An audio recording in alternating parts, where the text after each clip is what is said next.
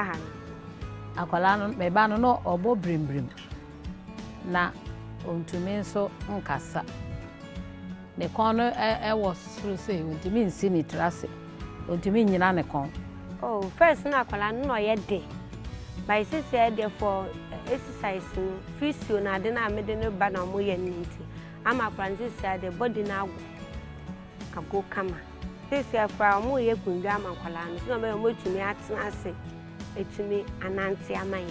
Ene ye hwehwe. Cerebral palsy is a damage that is caused to a part of the brain. And as a result of that, it affects the mobility or movement of this child. That child may not be able to sit firm. That child may not be able to maybe hold his tongue, may be able to talk. That child may not be able to write. That child will find it difficult sometimes even to walk or move around. Are you comfortable?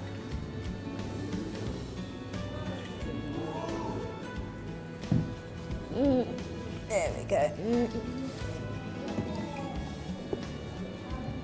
Currently, at the moment, the country is going inclusive.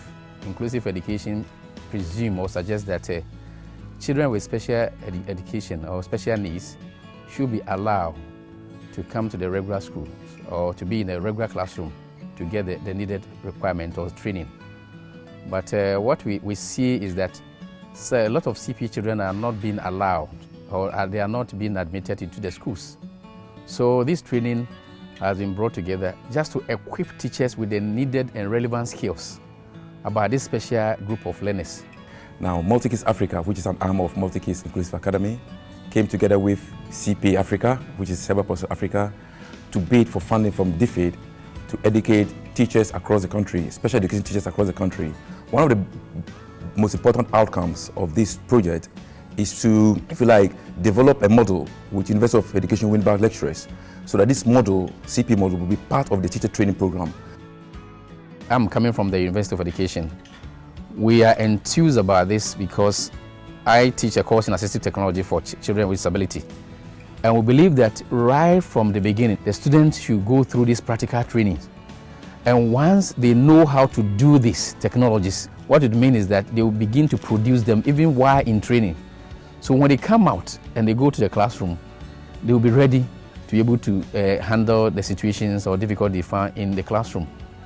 Back in the university, we were taught only the classroom management, but the practicality, this place has taught me how to make those materials that will be able to help the CP child to function.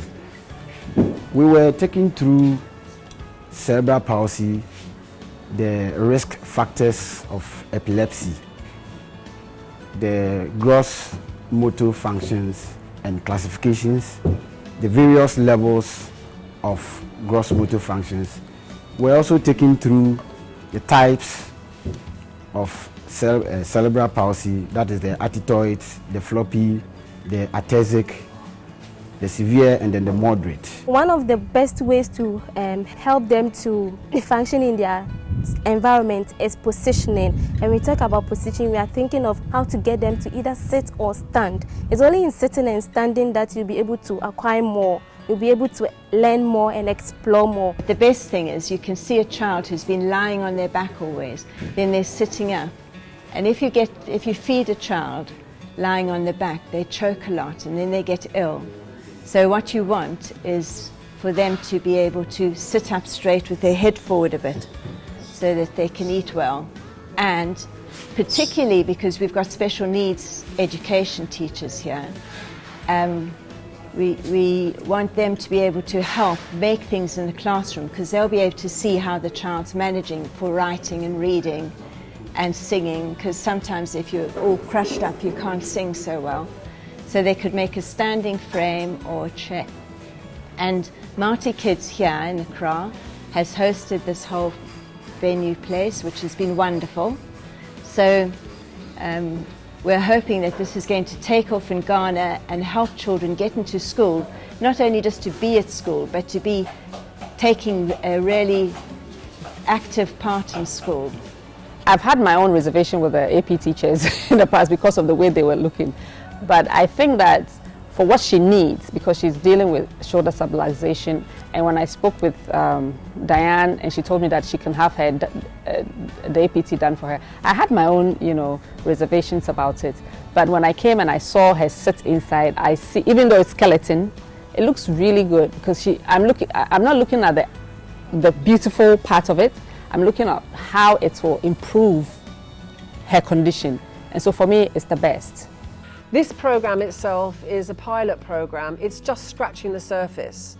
Teachers will go back to their classrooms, and there they will face all the challenges of the Ghana classroom.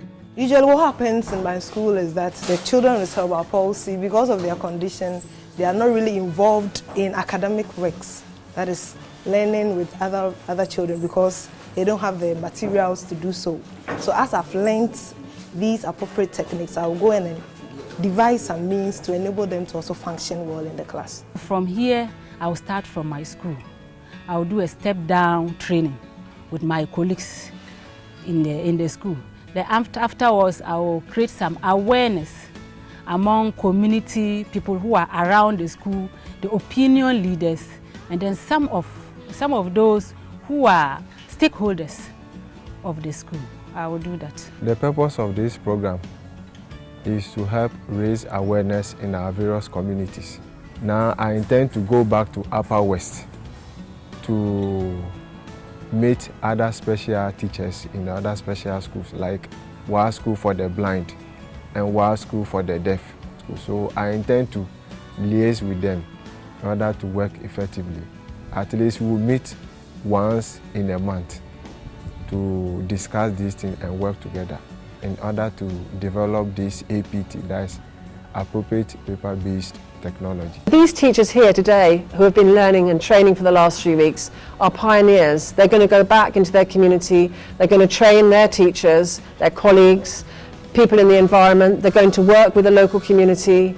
So and hopefully they're going to be working with the community-based rehabilitation workers trained at UEW, University of Education Winneba. We have representation of that on the course. That's very important, because these people are linking up the community with the school. When the community is made aware of these things, you'll be able to use them to help their children also function within the community, and then even the homes. And then the mothers will also be free. As a follow-up to this project, next year we are going to visit every single school, every single teacher who came to us to ensure that they're implementing whatever we've taught them here effectively, and provide them with necessary support to enable them implement whatever we have trained them to do and get better outcomes for all children with cerebral palsy. We have a strong team, a team that has been prepared for this section. And I know that all the team members were part of this training. So at the end of it all, we've formulated a scheme or monitoring tool which will be going around to the schools, the various schools where these teachers have come from the whole country, and we'll be visiting them in their classrooms and their school. So we look at the general setup and how they are applying these principles, how they are adapting their class, how they are modifying instruction, how they are caring for their TP children. We want to see the practical aspect of what we have done. What they're learning here is very difficult. It's not something they're going to learn overnight. So they'll go back and practice it. Then our specialist team will go out and support. Cerebral Palsy Africa will be sending over another specialist team to help on part of that journey with the Multi-Kids team. I'm still going to work with the APT, try to create awareness. Wherever I found myself and I mention it to them and they don't have any idea about it, I have a lot of ideas, handouts, books that I can really stand and teach people about APT. So this is my motive and my main aim when I'm going out. If we could start from the special schools, teach all teachers who are special educators, then after that they extend it to all teachers. I think it will go a long way to help CP pupils in schools. Where we've got to now is a very, very crucial place. Our vision is Africa. We have interest in this program from Liberia, Sierra Leone, Nigeria. So we want to get there and get out there. So we're training a very specialist team that can reach out across Africa. We're taking up the banner and moving forward, and we want to make, we want to change Ghana, and we want to make a difference. And right now, working hand in hand with the Special Education Division, the University of Education Winneba, Cerebral Palsy Africa, which is a UK Scottish charity, and then Multi Kids Africa, we've got a good team to really address these huge challenges.